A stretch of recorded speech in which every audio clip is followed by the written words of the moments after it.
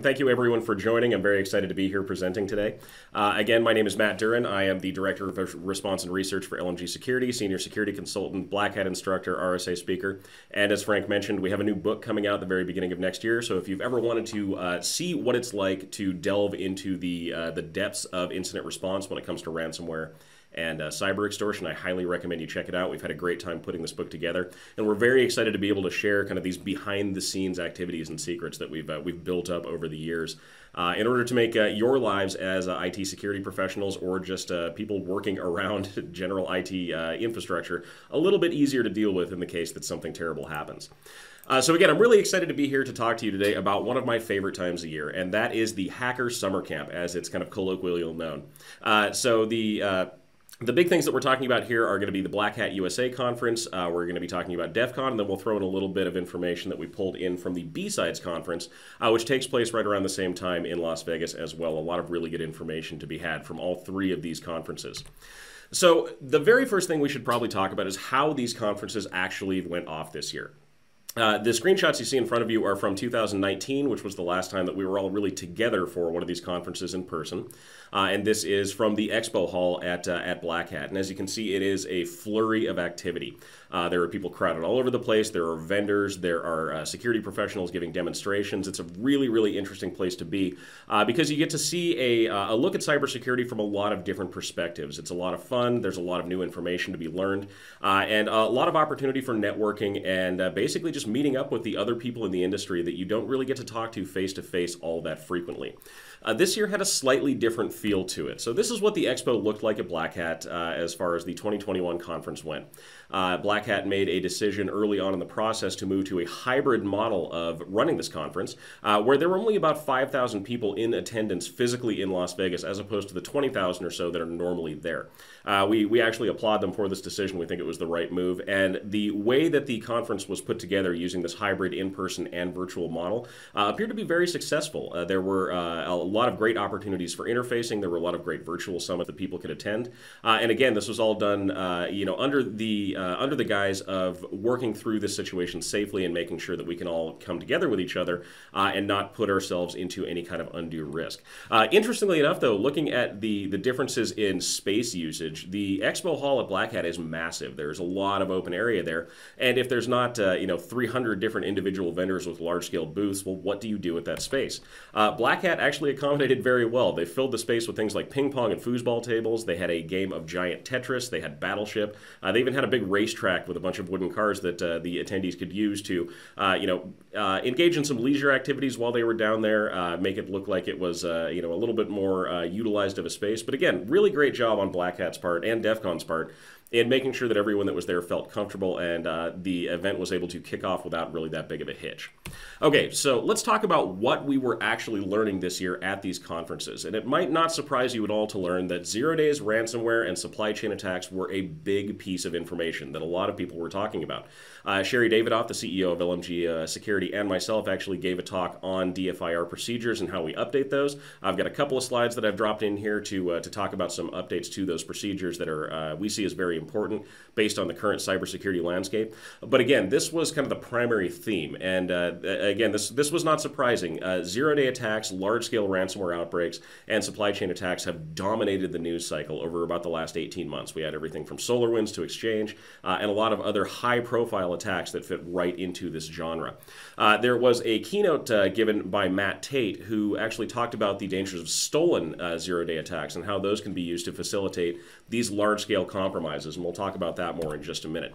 So again, Tait gave a very, very interesting keynote speech. This was on supply chain infections and the future of contactless deliveries. I know those two things might not seem like they quite relate to each other, but I promise you the speech was great. The presentation really did a great job of integrating what the kind of new virtual landscape does in terms of our cybersecurity presence and what we need to do to effectively defend ourselves against this next generation of threats. So when we're talking about technology supply chain attacks, we already mentioned Exchange and SolarWinds, but there have been quite a few other instances where supply chain has been the major kind of crux of a large-scale malicious outbreak. We've got Blackbaud, which is a provider of non-profit software. Their organization was breached and hit with ransomware. An attacker was able to steal data from them, and they had to announce publicly that their system had been breached. At that point, all of the clients that had been using the Blackbaud software essentially had to engage in their own data breach investigations to figure out what kind of data they were storing within the platform, if there was any notification requirement on their part. And inevitably, this led to a lot of negative publicity and potential lawsuits coming forward against Blackbaud. We also had the Excellion breach, when the Excellion file transfer appliance was taken over by the Clop ransomware gang. And then most recently, we had the Kaseya mass ransomware outbreak, which happened on July 3rd and July 4th of this year. Attackers were able to access the Kaseya on-premise remote management software, or remote management servers. They were able to utilize this to deploy ransomware to, according to the hackers, over 1 million individual devices in pretty much one single shot. We don't know for sure if those numbers are accurate because it was reported by the attackers, but if that's the case, that would make this the largest single ransomware outbreak in the history of cybersecurity. So again, very significant and something that we really needed to talk about. So as far as zero-day attacks go in the wild, we are seeing an increase in the frequency of these being detonated as part of a cyber attack. Matt Tait stated that it's likely to start to escalate in the coming months and years, and when something really big happens, everything else will look like complete peanuts. Now, it's interesting that he said that. When we're talking about the severity of supply chain attacks, when we look at something like SolarWinds or when we look at something like Exchange, these are massive infections of multiple thousands of systems at a time. So it's difficult to imagine something else coming down the pipeline that would make those look like peanuts. Kind of a terrifying view of what the future of cybersecurity might look like if we don't defend ourselves correctly, and if vendors don't really step up to the plate and secure their software, allowing us the opportunity to confidently implement these pieces of infrastructure without worrying about something terrible happening because of it. So a zero-day vulnerability, if you're not familiar with the term, is a vulnerability that exists in a piece of software that you may be using inside your environment that is not identified or disclosed and patched while the software is being used. So we'll talk about Exchange here in just a minute, but there are a number of other vulnerabilities. Pulse VPN, a remote access provider, is a great example of this. Essentially, it means there's a problem with your software that an attacker is able to exploit to either gain access to your system or steal data from it that the manufacturer of the software at that time does not know exists. And so there's no real remediation for it. There's no patch that you can apply at that point in time. And these can be very, very devastating to a business if there is one of these vulnerabilities available and attackers do get their hands on it. So one of the big problems that we noted this year, especially when we're talking about the Microsoft zero-day attacks, was the potential for a security researcher's zero-day research to be stolen by a hacker. And this became a big concern when we were talking about the security of, well, security research in general, and how we managed to identify these vulnerabilities, get them patched, get them fixed, without causing additional problems for the people that are actually using these pieces of software. So again, Matt Tait was quoted as saying, "Supply chain infections can only be fixed by the platform vendors. The government is not coming to save you in this case," and he's very right. The potential for these large-scale vulnerabilities to be exploited in the wild really comes down to the quality control that's being utilized by vendors, how well they're testing their software, and how quickly they're responding when one of these vulnerabilities is identified. So we got a very good look at this with a talk by a researcher named Orange Zai. And Orange Zai was the security researcher who identified the original variation of the Microsoft Exchange zero-day attack that was responsible for the compromise of multiple thousands of on-premise Microsoft Exchange servers a little bit earlier in the year. He described this as a whole new attack surface. And again, attackers understand the implications of these large-scale deployments of software. They're going after these big names in the hopes of maximizing their return on investment, of spreading as far as they possibly can, and of really getting a very substantial detonation of whatever malicious software they're going for. It's a major problem. So the Exchange zero-day vulnerability was announced in March of 2021. And this came as a kind of a big deal for a lot of IT organizations because on-premise Exchange is used by a lot of different organizations across the country. This is the on-premise version of Microsoft Office 365 in essence. When we were looking at the numbers on this, we noted that at least 30,000 individual organizations were hacked via this one specific exploit that was used to compromise these servers. And again, this was the exploit that OrangeEye himself had discovered and then presented to Microsoft as something that needed to be fixed on these servers. Microsoft blamed China and a group called Hafnium for the initial kind of salvo of these attacks and the large-scale kind of distribution of this type of exploit. Realistically, though, what this meant was that we had a worldwide mega email breach based on this one simple set of exploits being publicly distributed, being picked up by cyber criminals all around the world, and then being mass exploited across the entire public face of these Exchange servers. As a bonus, cyber criminals, as it should not surprise you, took the additional step to jump in and start deploying ransomware because of this. They already had access to the server. They had all of the permissions they would need to be able to deploy additional software, so it makes it as a logical next step that ransomware would be kind of their next link in the chain. At the point in time when we were doing our investigations on this, the quote you see at the bottom was very accurate and very applicable. The Exchange servers that we're facing publicly were being hacked faster than we could count.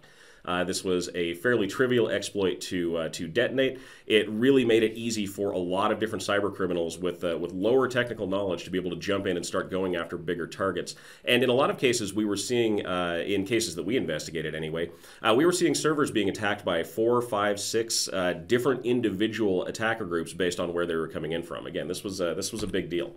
So how did this Exchange server exploit leak out to the public?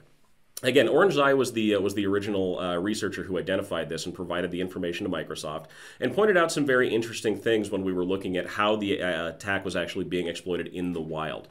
First, he noticed that the exploited path was very similar to the one that he had used for his initial exploit, and in a lot of cases, the web shell, which was the exploited part of this Exchange exploit, had a hard-coded password orange in the code already, and this was what he had hard-coded as his exploit that was submitted to Microsoft.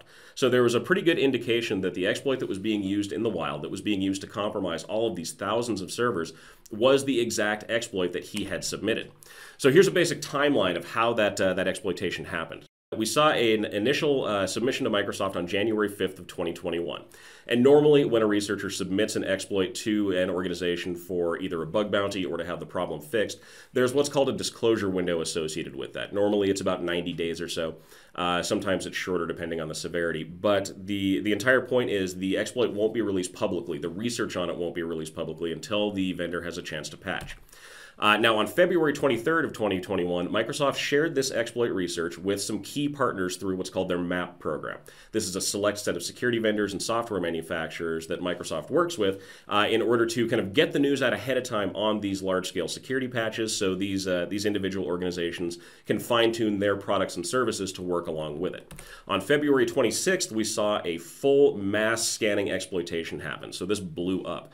This was coming in from all different corners of the internet. Any public-facing Exchange server was potentially vulnerable to this. On March 2nd, Microsoft actually released the patches for these vulnerabilities, and this is when most people actually found out about this. Unfortunately, at that point, it was probably too late. And then March 3rd is when we saw an additional salvo of attacks come out, and this is where we saw the bulk of these infections really hit kind of the public. And at that point, it was way, way too late to stop it. Odds are good if you saw an indication that you'd been exploited on March 3rd, you had likely been exploited prior to that, and someone had already potentially accessed your Exchange server. So that brings up an interesting question when we're talking about security research and these vulnerabilities and how they're disclosed. 3 can keep a secret, but can 82? Now, 82 is the number of partners that are involved in the MAP program, and when we're looking at where these attacks were coming out of, where they were originating from as far as their geographical location, there are MAP partners that do exist where these attacks came from. So we're talking about places like China, we're talking about Russia, we're talking about kind of the stereotypical areas that you would see cyber attacks like this launched from. So again, there was some speculation that a member of the MAP program, either intentionally or unintentionally, leaked this data out, and it was picked up by cyber criminals and used for this mass detonation of the exploit. Again, we're not saying that's exactly what happened. There's no proof of that, but it does lead to some interesting conversations about how we maintain security when we're talking about these very critical software vulnerabilities. The big thing that we wanted to take out of this, though, is that this will happen again. This is not a one-off situation. Supply chain attacks and 0 days have been a fairly consistent problem in cybersecurity, but they're gaining in intensity. Hackers really do want the most return on investment from their attacks, and if there is something they can use, like one of these critical vulnerabilities to get there, they're going to do it. They're also going to be targeting widely used software. Again, this is just a question of efficiency on their part. They want to be able to get their malicious software or their data collection out to as many individuals as they possibly can, as quickly as they can, and one of the best ways to do that is to go after pieces of software that a lot of different people use. They're going to be leveraging technology service providers, so they're going to be going after managed service providers. They're going to be going after IT services, large-scale software deployments. And remember that breaches lead to more breaches. If you have been impacted by one of these kinds of attacks, if data has been taken from your network, that data is likely circling around through the cybercriminal underworld, and that data can be used to further compromise your network farther on down the road. We've now got email lists, we've got network infrastructure, we've got passwords. There's a lot of stuff that attackers can use to really push into the next level of these types of compromises. Now, while we were at Black Hat, the very first day, Trend Micro actually released their Cyber Risk Index report, which is something that we look for about every 6 months when it comes out. And it really showed exactly what we had pretty much assumed at this point. There is a large increase in risk, especially for North America, Asia, Europe, and, well, basically everyone. All in all, the CRI put us at an elevated risk of large-scale cyber attacks. And if we look back at what's happened in the last year or so, that shouldn't be a surprise. We're talking about things like the Colonial Pipeline attack. We're talking about JBS Foods getting taken down, Kaseya, Exchange, SolarWinds. Like, all of these are really, really large-scale attacks that kind of set the stage for additional attacks moving forward. So again, something we, as responders, as defenders, as people who work in the IT security industry, we need to be aware of these problems so that we can adequately prepare and defend ourselves when, not if, these large-scale attacks start to ramp up again. So according to the CRI, the top threats to your organization are fairly straightforward. They're things that we've known for a while and have constantly been working to remediate, but it really puts it into a very nice kind of bulleted format for us. We're talking about organizational misalignment and complexity. These are problems with the organizational infrastructure that a lot of companies use as a whole. These are disparate systems. These are untrained IT staff. These are remote workers. These are all of the additional kind of holes that have been poked in the cybersecurity fabric over the last bit that are leading to this massive increase in the risk that all of us face when we're dealing with cybersecurity in general. Next are desktop and laptop computers. Obviously, those are always going to be a major target because those are the backbone of our infrastructure. But cloud computing infrastructure and providers managed to move up in the list this year, and there's a good reason for that.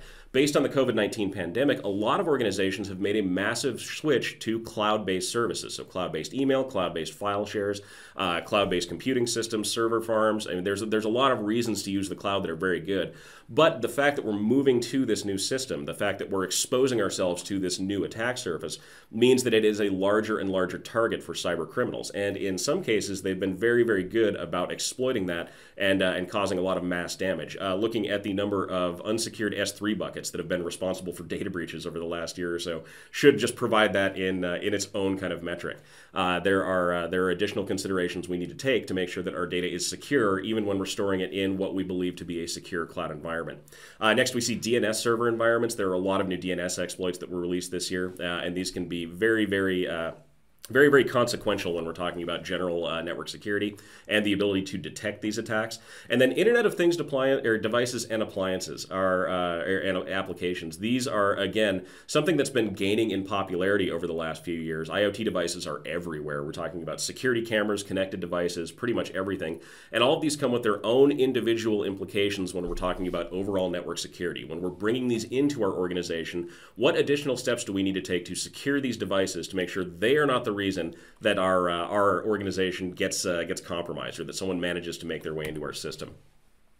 All right, next up, we had a great keynote from Jen Easterly, and Jen Easterly is from CISA, and gave a great talk about a more ambitious style of cyber defense, including both individual organizations, private sector, and government entities. And honestly, I think this is going to be something that we see as a trend moving forward, this kind of cooperative effort, information sharing, indicator of compromise sharing. All these can be really impactful when it comes to defending against large-scale attacks. If we start black boxing our knowledge, if we start keeping the things that we have learned in the industry as a secret, keeping them as proprietary information for our company. That may help us, but it puts others at risk, and this kind of collaborative effort really helps to kind of spread the wealth in terms of the ability to effectively defend against these cyber attacks. So the big announcement was the creation of a new government entity called the Joint Cyber Defense Collaborative, or the JCDC. This is going to be a collaborative effort between the Department of Homeland Security, the Department of Justice, the NSA, the FBI, U.S. Cybercom, many other government organizations, and private entities. These are going to be included as contributors to this collaborative in a manner that hasn't really been seen much in the overall landscape before. Jen pointed out that she thinks people will see this as something that is materially different and exciting, and I tend to agree with that. I'm interested to see where this goes in terms of the ability to create a more unified response strategy or a more unified security framework that organizations can use to defend themselves in a similar way that the government really should be defending themselves in the first place. Another thing that came out of this was the new software bill of materials requirement. Now, this was announced in an executive order by Joe Biden a little bit earlier in the year, and this was directly in response to, I believe, the Colonial Pipeline attack. But what we're looking at here is a requirement for individuals that are going to be working with the government to provide this SBOM, or this software bill of materials. It's essentially a listing of all of the dependent programs, all the little bits of applications that your software uses to function correctly. This can then be used to work backwards down a chain if there's a compromise farther down the road in a smaller software vendor or a smaller service provider that interacts directly with your service. We can identify these ahead of time and utilize that to stop it from becoming a larger type of compromise. So again, interested to see where this goes. I think personally this will come down, or this will trickle down into the private industry as well, and start becoming part of a contractual requirements for software vendors. But we're not quite there yet. We'll see where it goes. In addition to that, the United States Department of Diplomatic Security Service had a rewards for justice system set up, and there were flyers being passed out at the keynote speech that were directly related to this. They had a hashtag rewards not ransoms program that they were setting up. Really what they're looking for is information about cybercrime. They want to monetize and incentivize people to come forward and talk about the instances of cybercrime that they're aware of, and basically assist the government in identifying where large-scale criminal actors, ransomware operators, the nasty individuals that we really want to defend against, where they're operating out of and how they're actually facilitating these crimes. And there's some pretty significant rewards that are being offered up for that kind of information. But this goes into another trend that we've been seeing as far as the overall cybercrime landscape goes, and that's a collaboration among criminals. The same way that we're looking at collaborating among companies, the criminals are sharing information as well. We got to see this right after Black Hat when an angry affiliate from the Conti ransomware gang actually leaked their entire attack and training playbook, which LMG immediately grabbed a copy of because that's really interesting to us. When we look through the information that's included in this, it is amazing. It is a full-fledged pen testing handbook. This is a step-by-step instructional manual for Conti's affiliates to break into a network, move laterally, steal data, and it gives them very, very detailed step-by-step instructions on exactly how they should be doing this. So thankfully, there was some drama among their internal affiliates, and somebody leaked this out because it gives us a really good indicator of what exactly we need to be looking for to defend against these higher-profile ransomware gangs and the sophisticated tools that they're using. One of the things that we thought was really interesting about that, and it came up in a couple of presentations this year, was the shift for ransomware operators and adversaries in general to do research on their individual targets. In this case, included in the Conti manual is a section about finding out insurance coverage and bank account details. So this is from the Conti playbook. We need accounting reports, bank statements for the years 2020 and 2021. All fresh. Especially important are cyber insurance security policy documents.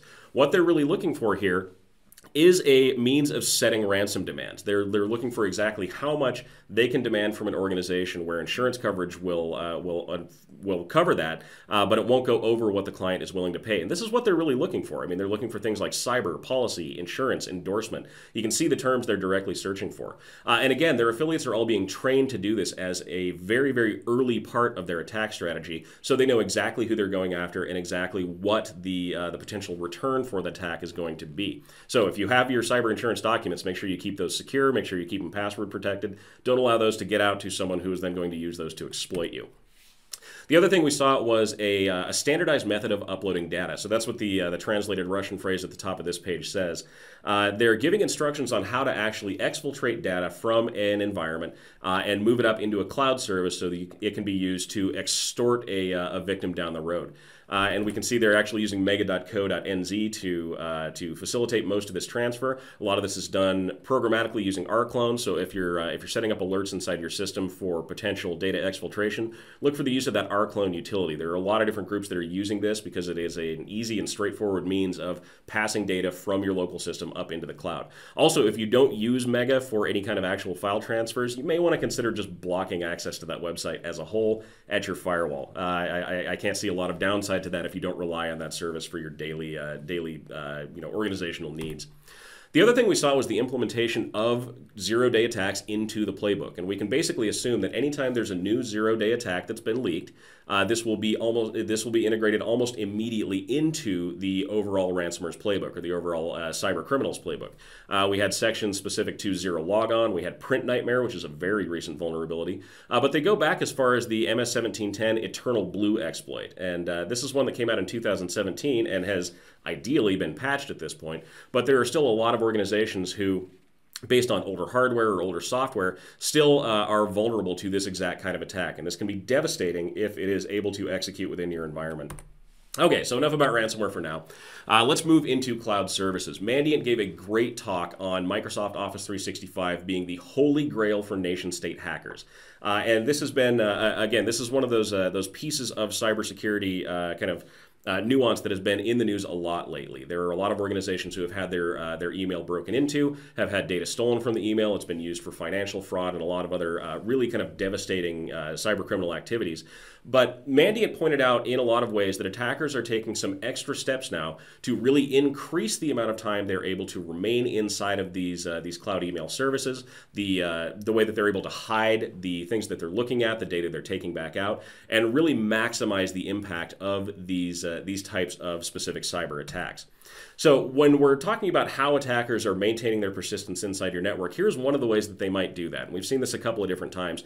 Attackers might just, inside of Office 365, turn off your audit logging. Now remember, if you're not familiar, audit logging is the centralized log source that keeps track of all the activities that happen inside of your Office 365 tenant. So this is your Office 365 email, this is SharePoint, this is Teams, this is pretty much everything.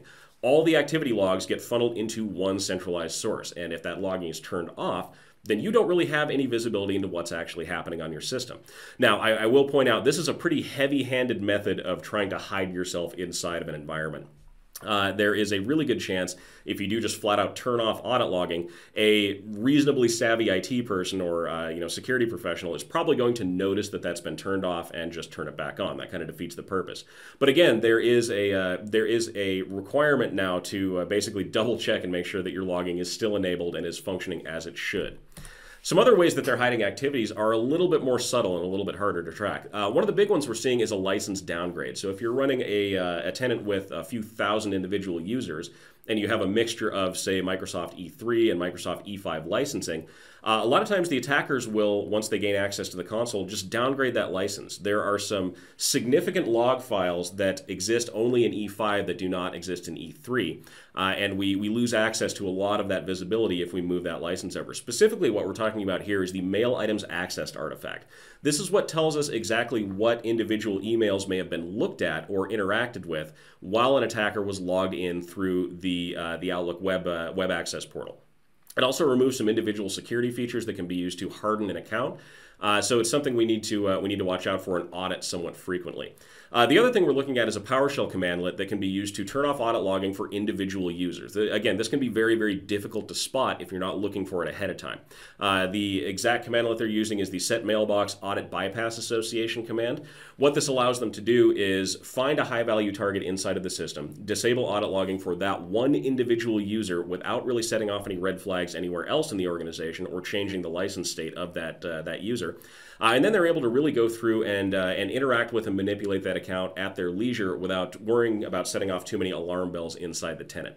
Again, pretty sneaky. This is difficult to spot. There are not a lot of log data artifacts that get created when you run these commandlets. And this is really effective for, again, that long-term lurking that attackers are looking at accomplishing here. We're talking about them wanting to be inside of your email for years, not days.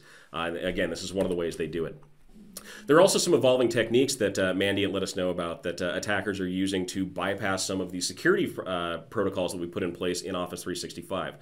First, we've got the golden SAML exploit that's being used. This is bypassing SAML authentication and is used to gain, again, long-term persistence. This is the older style of authentication that Office 365 uses on the back end. We're also seeing multi-tenant attacks, and these are tricky. We saw these pop up a little bit earlier in the year in the form of what we call consent phishing. And this is where instead of trying to get a user to go to a website and enter a username and password, they're trying to get you to authorize an application to interact with your email account. So this is something that can bypass multi-factor. It can bypass a lot of the logging and monitoring and security we have in place. And again, it can be great for mass data exfiltration with minimal alerts being generated. Kind of a scary scenario to find yourself in. So how do we defend against these kind of attacks? How do we keep ourselves safe knowing these are the kind of tactics that the adversaries are going to be using?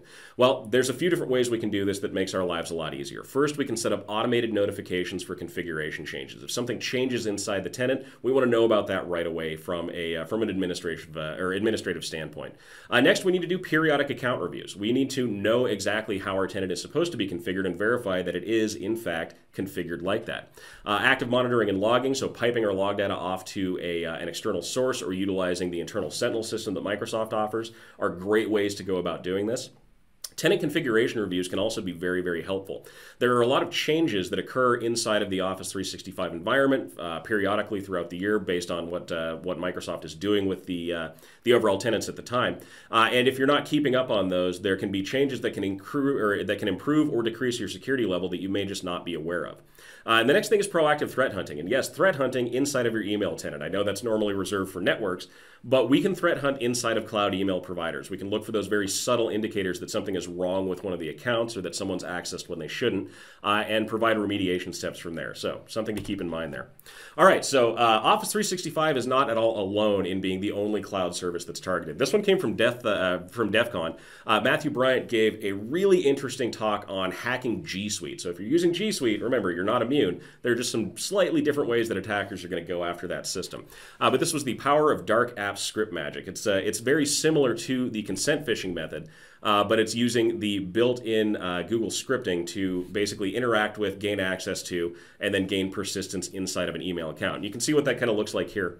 When we're sending over documents for someone to review, they'll get a pop-up in G Suite that will request access to individual pieces of the account. And this is the same with applications on the phone or other services that we use. Basically, it wants the approval from the user to be able to act on the user's behalf and interact with these systems. So in this case, it wants to be able to read, compose, send, and permanently delete email from your Gmail account. It wants to be able to see the documents you have inside Google Platform and allow the application to run when you are not present or physically logged in. This basically gives carte blanche to an attacker to do whatever they want inside of the network. Now, this kind of attack is not necessarily new. This has been happening for a while with Google and G Suite, but it's kind of gained in popularity over the last little bit. This is a run-through from the presentation on a modern Google Doc worm propagation cycle. And this is from an attack that occurred a couple of years back, which unfortunately ended up infecting about 1 million individual Gmail users. But you can see the kind of cyclical nature of how these attacks work. And this is how phishing kind of functions in general, but just on a larger scale. So a user receives a phishing email and unintentionally grants access to some kind of malicious application.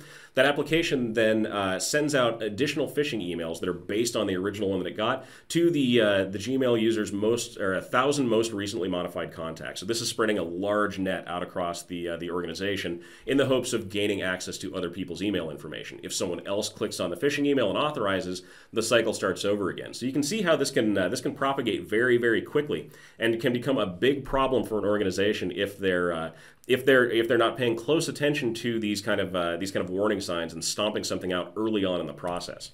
Now, there are some security features that Google has implemented that make this a little bit more difficult. If you just flat out send someone an application request, a lot of times Google will block that request, saying that it is an untrusted application, especially if it's embedded in some kind of other document or something like that.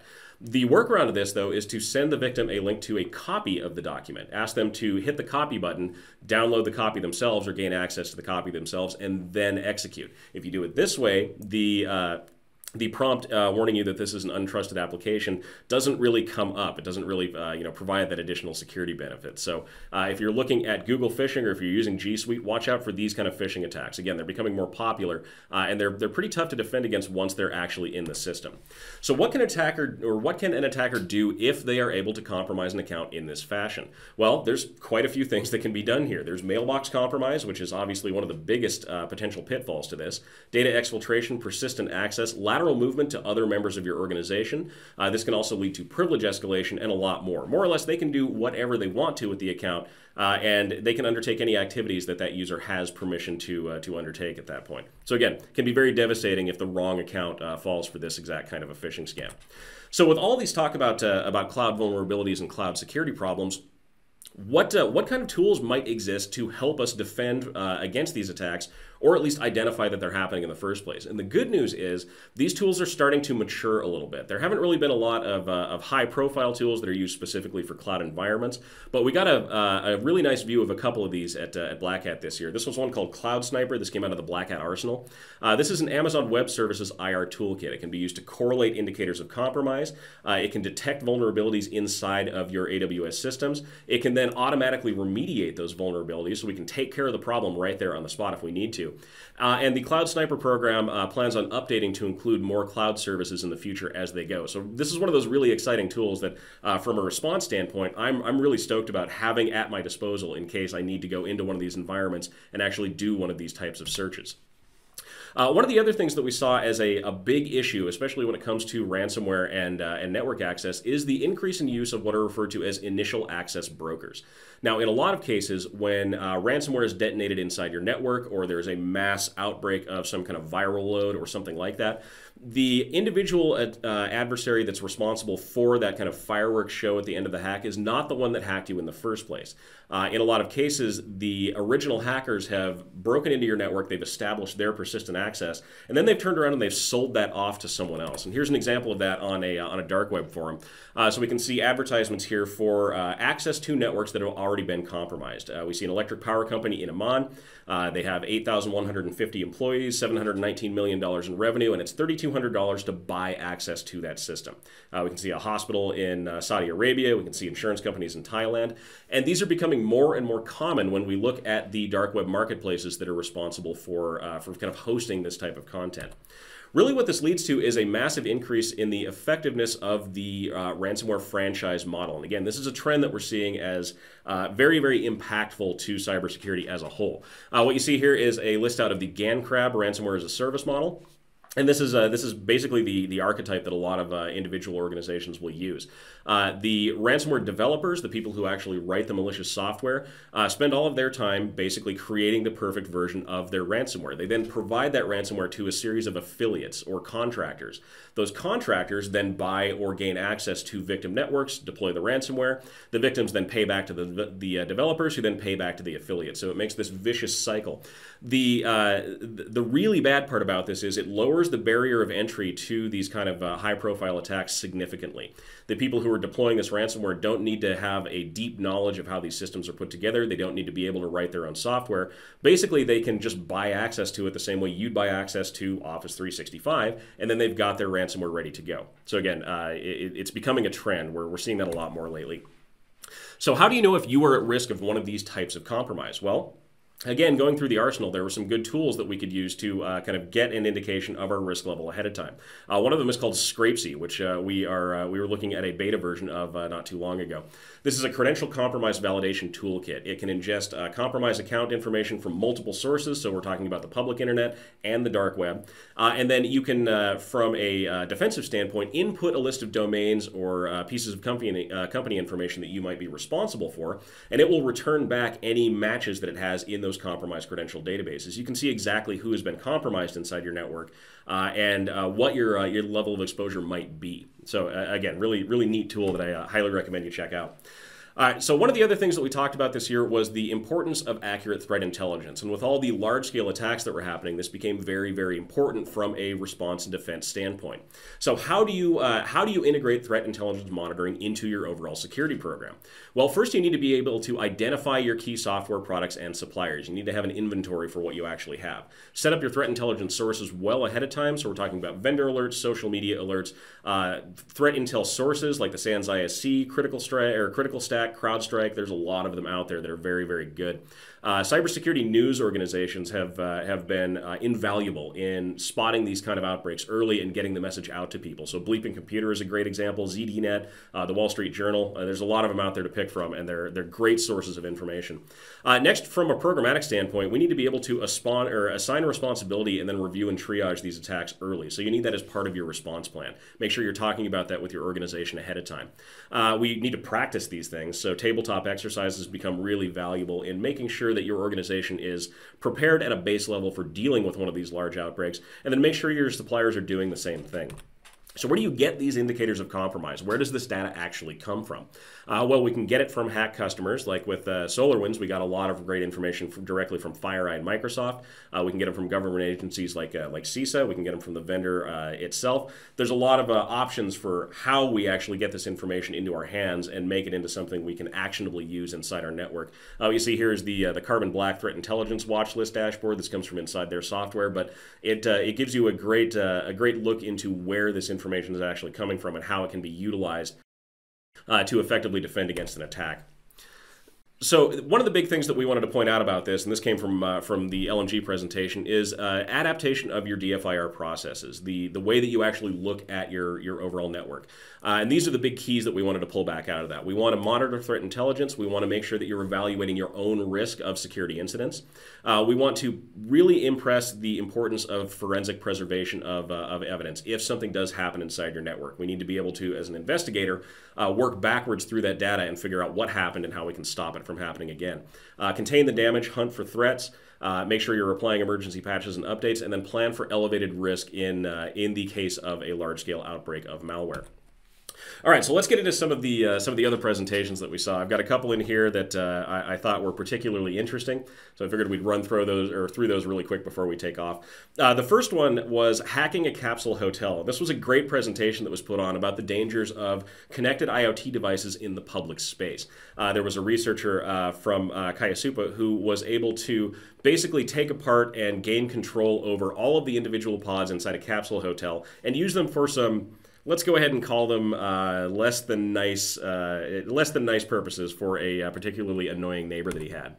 So looking at these kind of hotel rooms, this is a breakdown of what was actually inside of the capsule hotel that the researcher went after. And these are Nasmos CS8700 little connection routers that are being used to control everything in the room. So these control the lights, they control the curtains, they control the bed, they control the fans. All of this is linked in through one single source, and it's controlled through an iPod that is provided to the individual guest.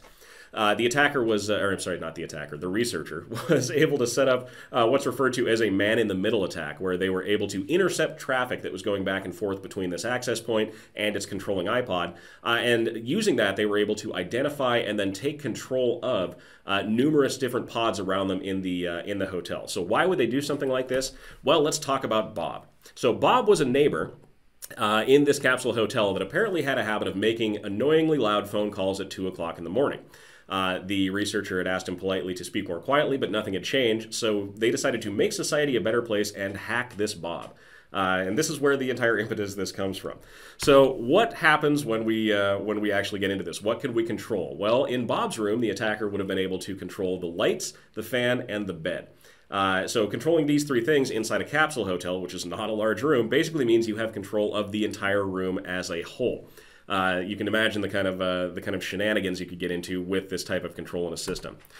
So let's talk about what happened with Bob. The researcher said specifically it was time to make him doubt about the existence of ghosts. So this is the scenario for an unforgettable night. Perform different actions every 2 hours or so, transform the bed into a sofa and then put it back into place, turn on and off the lights, and do this on a repeating cycle for an entire night. And you can see some excerpts of the script that the attacker was actually able to use, moving the bed up and down, turning the lights on and off. And again, this was... one of the, we look at it from a lighthearted point of view. This was actually a serious problem. The hotel did take care of it, but not before Bob ended up apparently having a very, very bad night. So again, we need to watch out for the security of the IoT connected devices that we're interfacing with, especially out in the public sphere where somebody else might have access to them. Next up, we had a great presentation from SpecterOps, and this was one of my personal favorites. They were referring to abusing Active Directory certificate services. This is the concept of the golden certificate. And from a defense standpoint, this is terrifying because there are a lot of privilege escalation and account compromise methods that this can be used for that are very difficult to detect and remediate once we identify something bad has happened.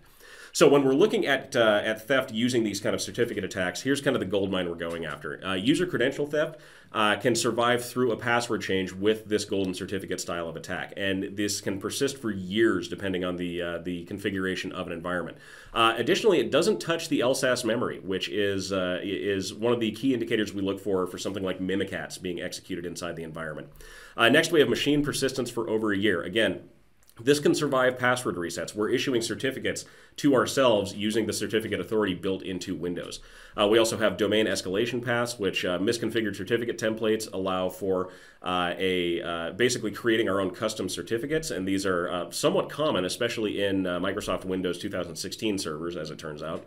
And then getting domain persistence. If we can steal the certificate authority's private key that basically runs the certificate issuance inside the environment, we can craft and forge these golden certificates for pretty much anyone in the environment. So again, offensive advantages here. This does not touch the LSAS memory. There's no big indicator of compromise that gets generated by this kind of an attack. And so from a defender standpoint, that makes it really hard to know if this is happening.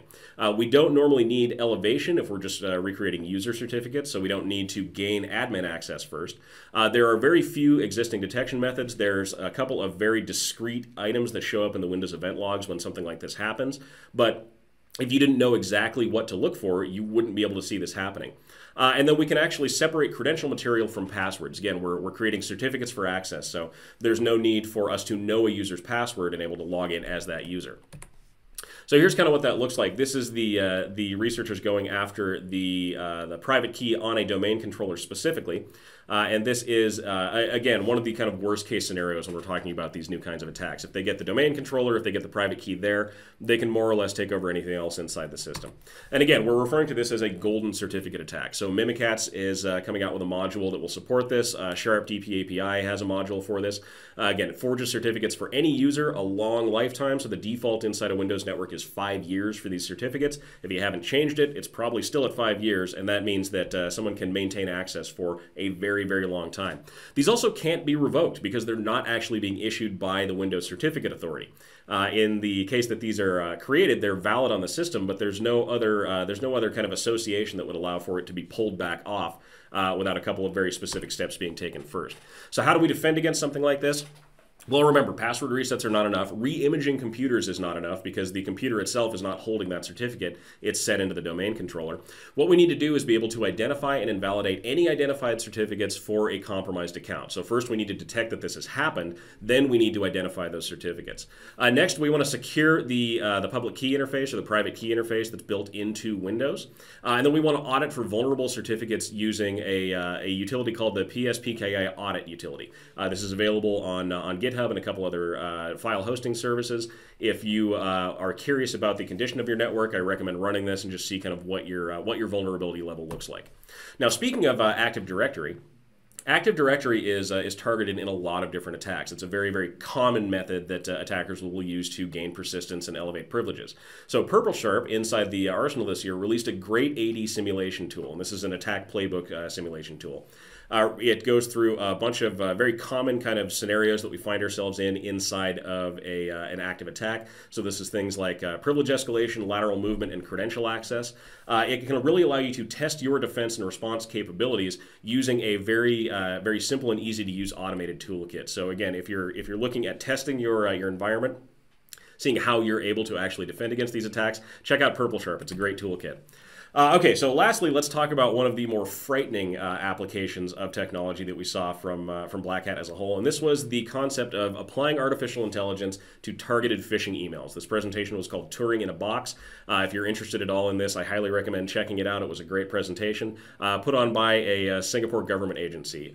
So basically what they did was they were able to utilize the OpenAI API to scrape the internet for public information on people and craft phishing emails that were very specific to that one single individual. Gizmodo actually put out an article about this, pointing out that AI writes way better phishing emails than humans do, and there is a test to basically prove it at this point. This also lowers the barrier of entry to a much bigger audience and increases the potential targets for spear phishing. Suddenly, every single email on a mass scale can be personalized for each recipient. That's a quote from Eugene Lim, who is part of the project. We watched their actual demonstrations and how this worked, and frankly, we would have to agree at that point. If we can really customize phishing emails for individuals like this, there's going to be a much higher chance that we're going to compromise an individual using that tactic. So really, this functions on automated open source intelligence gathering. When we program in a little bit of base information about the user, the AI will go out and scrape things like public mentions. It'll go after social media profiles, so LinkedIn, Facebook, Twitter. It'll look for financial information or anything else that's publicly available. And again, it will use this to craft a very customized phishing email that goes directly after that individual user. This doesn't have to be crafted by the attacker at this point. The AI will do this on its own. So when we look at the effectiveness of these campaigns, there is a significant uptick in the click-through on these AI-generated phishing emails compared to manually generated. We saw in a couple of those tests, we're looking at a 20% click rate versus a 0% for humans. And what's more interesting about this is the follow-through rate on these phishing campaigns. So instead of just clicking on the phishing email, 80% of the time, the users who clicked the email were actually going through to the phishing site and submitting data. So that's a much higher average than we would normally see in a manually generated phishing campaign, and just goes to show the danger in these customized phishing emails and how effective they can be at compromising an individual user. Okay, so overall, these are the overall trends that we noticed at Black Hat and DEFCON and B-Sides this year, and I see these as being very impactful as we move forward throughout the year. So zero-day exploits will become much more impactful. We are bound and guaranteed to see something like this happen. Ransomware will continue to be a major issue. This has no signs of going anywhere anytime soon. Increased collaboration both between public entities and private entities, and, well, a combination of the two, is going to be necessary for the future defense of these large-scale cybersecurity attacks. Cloud services will continue to be a constant target. In fact, I would argue that cloud service attacks are going to ramp up significantly as more of those services are adopted. And AI as a service will make phishing more dangerous. This looks like something that's going to become a reasonably highly used type of attack strategy moving forward. All right, so that's all I have from you. I know there are a lot more things that we probably could have talked about today, but I only have an hour to talk to you about it. So if I missed something that you were very interested in, feel free to reach out for me, and I'd love to talk to you about it. You can get us at training@lmgsecurity.com. Find us on Twitter at lmgsecurity. Find me on LinkedIn. And again, if you're interested in how a ransomware responder works and the kind of depths of response to cybersecurity situations, check out our new book that'll be coming out early next year.